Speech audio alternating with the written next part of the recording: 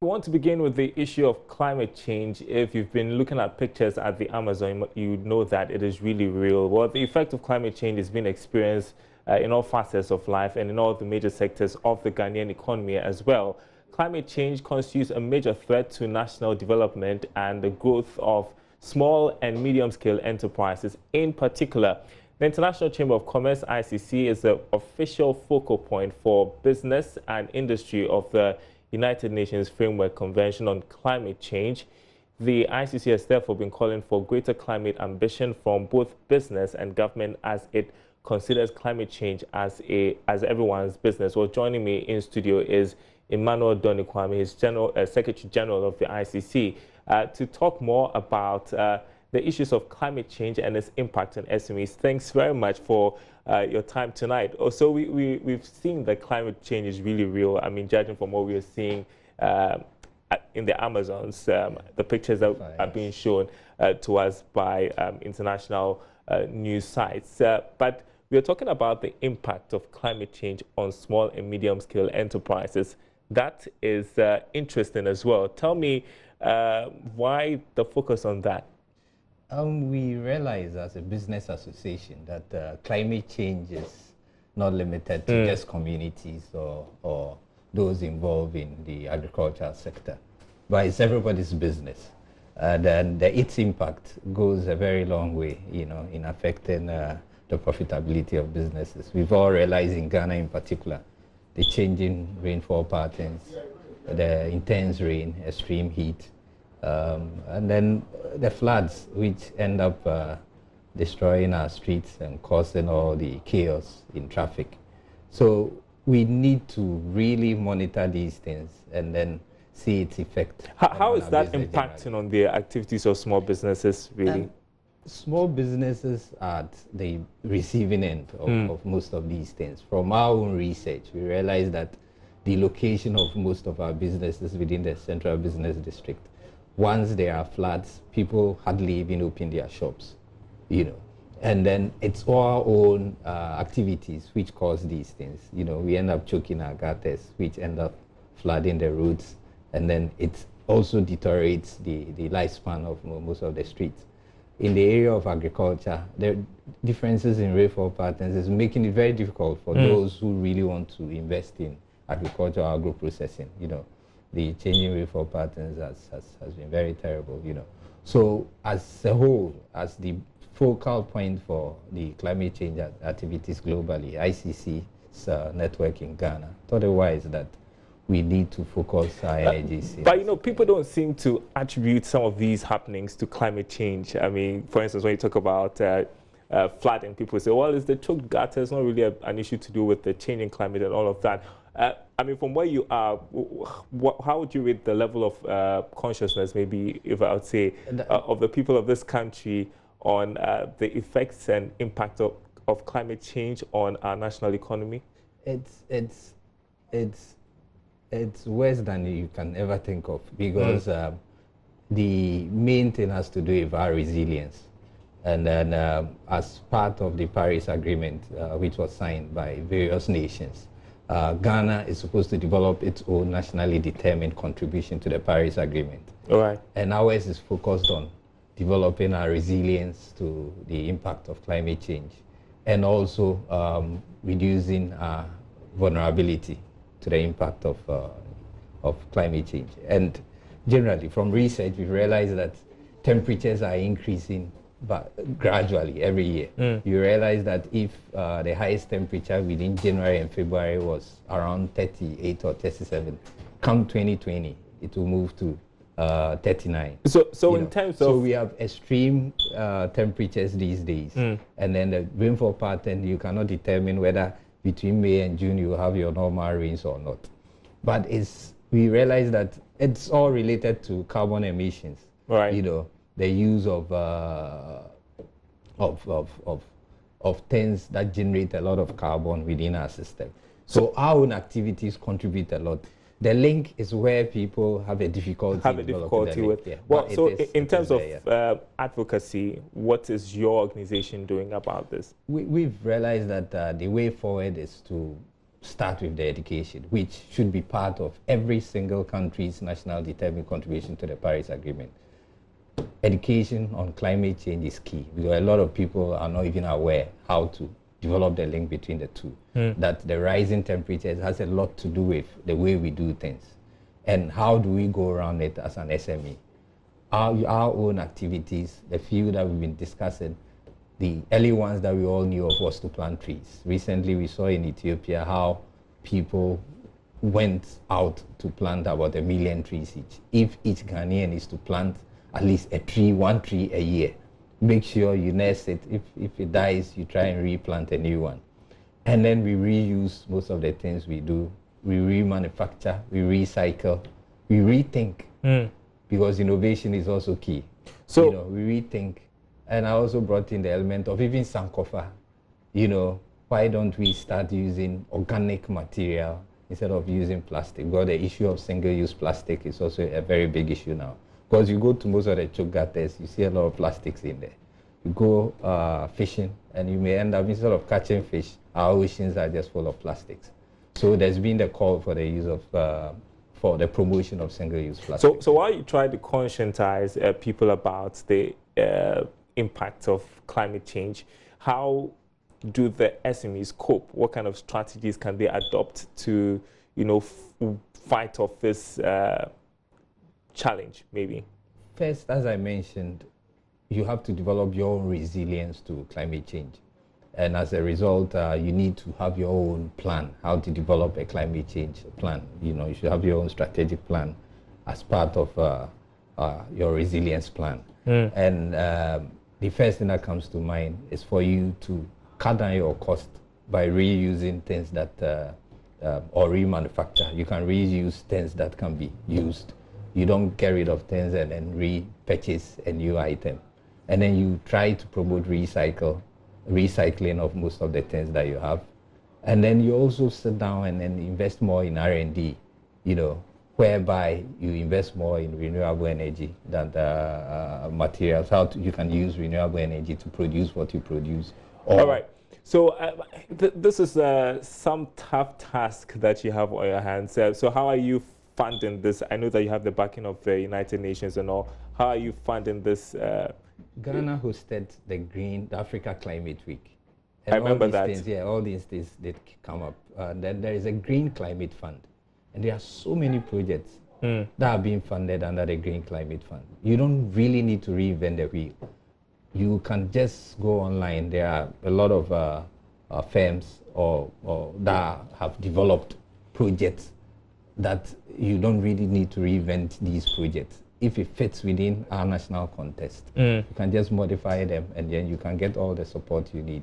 And then you can also come up with your own innovative ideas on how about to combat most of the issues that we've been faced with. A very good example is the gentleman in Ashaman who is getting rid of all the waste plastics, mixing it with sand to produce pavement blocks.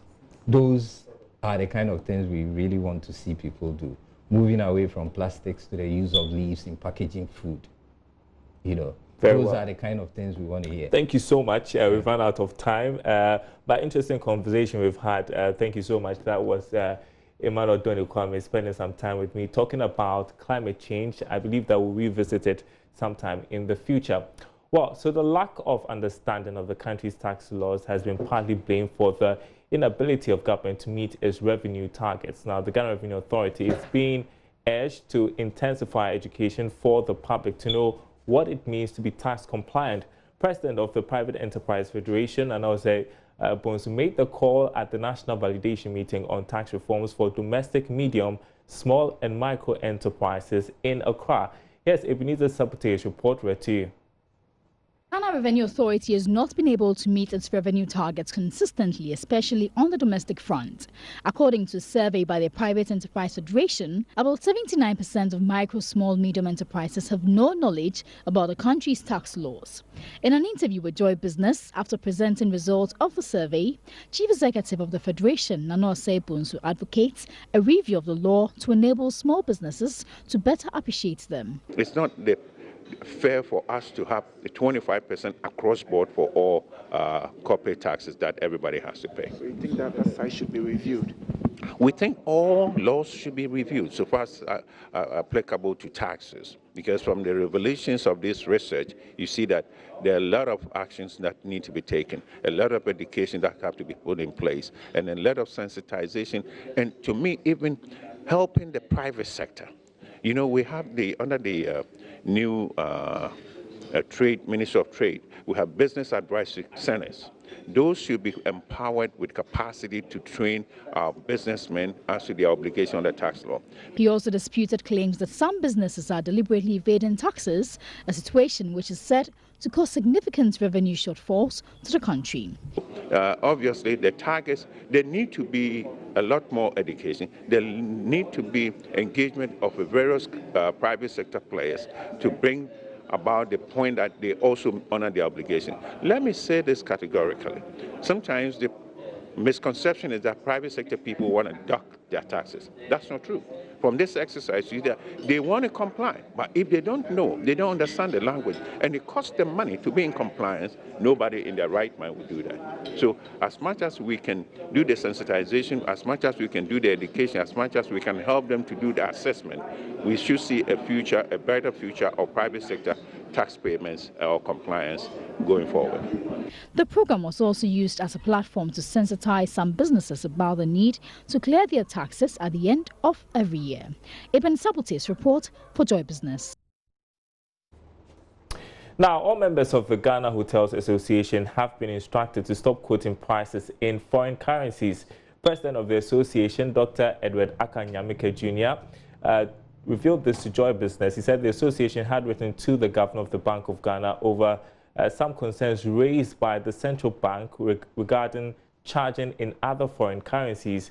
There's more in this report.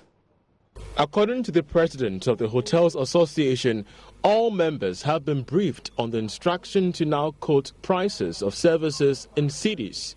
He tells Joy Business any hotel that quotes in dollars will be flouting the law. So does it mean if I'm to walk into any 4-star, 5-star hotel today, I'm going to be seeing quotations in cedis? I want to believe so. I want to believe so. This is something you have, a message. We met all the big hotels. You can name them, from Kempinski to Movenpick to Holiday Inn. Marriott, we met all of them. We all came to that conclusion. I want to believe that our members or the hotel players, the hoteliers are charging or quoting in cedis. I want to believe so. If anybody's quoting dollars, it's infringing on the laws, and we don't want our members to infringe on the laws. All right. You see, and that's what saddens my heart, because we have written to the Bank of Ghana drawing the attention to our readiness to obey the law on that score of quoting in cedis. But there seems to be some disconnect on this topic, as Tourism Minister Barbara Otunjesi says her outfit finds no fault with hotels quoting prices in dollars, as this strategy is aimed at cushioning themselves against the cedi's fluctuation. The Bank of Ghana has warned against companies quoted in dollars, as this flouts the country's forex regulations. However, the tourism minister has a different opinion. I believe that the hotels' rates are dollar rated, but the payments are made in cedis because they want to currency fluctuations, so they need to ensure that they are getting value for the rates. That's why I guess it's dollar denominated, but enforcement of that regime is not within my capacity. But as long as we are paying the CD equivalent, I think that it shouldn't really be an issue. According to the Bank of Ghana, persons found to have violated its directive would face summary conviction, a fine of up to 700 penalty units, or a prison term of not more than 18 months.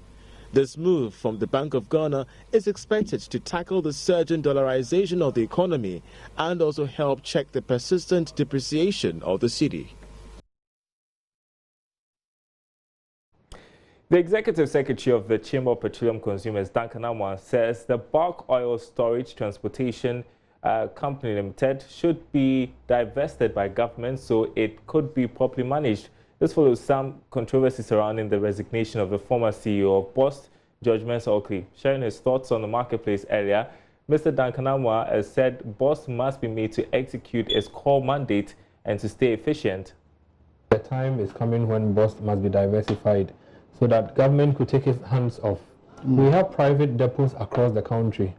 Private depots like Chase, like Sahara, Cyrus, private depots who work, make profits, are able to even try paying off the cost of, building those tank farms. Unfortunately, we have sunk so much in, almost $2 billion into constructing these tanks and ensuring BOST is able to work. What are we getting? We are rather getting losses, debts accruing. So there's something fundamentally wrong with the operations of BOST and how things are allowed to degenerate. We are saying that the president should be, worried about this equally. You cannot just sack George Oakley and leave the board. Okay. If the board that supervised or superintended the former Alfred Obin regime has been there, they are still in place. A certain George comes, whether he corrupted himself or people were forcing him to engage in corruption against his conscience, for which he has had to leave. It means that there's something systemic, fundamentally wrong with the system. We are begging Mr. President to ensure that the board is also cleared immediately. So that if you get a new board, a new managing director, you can be quite confident that they will start off afresh. They would now be repositioned in such a way that going northwest is not a direction, let's go south. Okay. If that is not done and it's the same dirty bath water, you bring in a new baby in, I'm quite sorry, we probably will get the same results over and over again. You're watching Business Live. So how do you determine accurate measurement of some foodstuff you buy from the local markets and other retailers? Well, over the years, many people have been shortchanged because of the absence of a standardized measuring device in our markets. Well, in this report, Fred Duho explores the use of some standard measurements at the Malamata market here in Accra. In my hands are some measuring things used popularly in the Ghanaian market. These things varies from seller to seller. But how accurate are these measuring things to the standard of measurement? At the Malam Atta market in Accra, some traders engaged in petty trading say they inherited their old measuring practices from their mothers and relatives over the years and have been using this practice ever since. Madam Mary is a 43-year-old woman who tells me she would love to use a calibrated weighing scale to measure her products if government provides for them. Mary says the primitive method of measuring does not offer her the expected profits. I inherited this business from my mother. This is how she used to measure quantities. I'd rather prefer using the weighing scale because it will help me. Samuel Aqua has been dealing in the sale of frozen meat and fish for 5 years. He says weighing scales are preferable for the business. The scale determines the amount the person is buying. So if you don't use the scale, you cannot know the quantity the person wants. That's why we use the scale. However, this onion seller says the weighing scale is something she can't use. I won't understand how the weighing scale works. Using this method makes it faster for me, despite customers' demands of giving them extra. Dr. Kofi Amponsan Pediako is the Public Relations Director with the Ghana Standards Authority. He believes that taking continuous education to convince traders to adapt to change is the best way out. Once you get the market screens and educate them to understand the implications of the weights and measures, they realize that it's even in their own interest to do so. So this is what we are doing. We've been to different parts of the country. We've been to Takoradi Mantesi, we've been to Tamale, and we started with even the butchers before the foodstuffs came in. But some of the butchers did not understand, and I must say that they chased some of our officers with cutlass. We had to run away with dear life. But this is the challenge we are facing. He advised the general public to boycott all traders who use the older systems of measurement. Today we have so many types of olonka. In fact, we have over 20 types of olonka, some big, some small, some medium, and they use them to sell the same items. The ignorant customer is paying for that price because he doesn't know. But as we continue to make noise, we continue to educate people and they understand, they will soon boycott those measuring devices that are used. And while they start boycotting, it means our market women or our sellers will begin to lose a portion of their market. Well, so your guess may be as good as mine. Ferdy Host reports for Joy Business. Treat job seekers or potential employees with dignity because they help your business to succeed. That's an advice coming from CEO of Job House, Richard Dogbe. He bemoaned the current spate of job losses in the country after the financial sector cleanup by the Bank of Ghana. According to him, even though there are many qualified job seekers than available jobs, there is still the need for employers to honor prospective employees. He was speaking to Joy Business. There are far too many graduates or job seekers looking for jobs, and there are very few jobs. So they have the advantage, obviously. But I need them to begin to understand that job seekers or employees are helping their businesses to succeed or to grow. Employers are not doing job seekers any more favor than job seekers are doing them. It's win-win. So treat job seekers or prospective employees with dignity. We have countless examples in our trade where somebody calls you today, say, Job House, I need this set of people, blah, blah, and you get them a short list. And the next day, they want you to arrange this short list for interview. This is not correct. Then they ask, but I thought these guys are looking for job. Yes, it's true. They're looking for job, but these guys need to prepare. For instance, maybe they even had do so in their place. You need to give them ample time to look their best to prepare, because if you send these guys unprepared, they same, employers are going to say the graduates are half-baked. They don't know what they're about. Treat them with, the respect, the minimum, because these guys, eventually, you alone cannot do it. The existing people you have, maybe they are not enough. That's why you want to add more people. And look, companies are built by human beings. Forget about all the softwares. Forget about the money. Forget about all that. When you build a good culture, and people buy into this, vision that you have, and they decide to go the extra mile, the company will succeed. And that's Business Live tonight. Thanks for watching. There's more news on our website, myjoyonline.com/business. We've got the day's latest business stories there. Interesting one about Angelique Kidjo securing millions for female entrepreneurs. You want to read all about that. Also big on Joy Business tonight. Africa's biggest bank targets the smallest shops in fintech deal.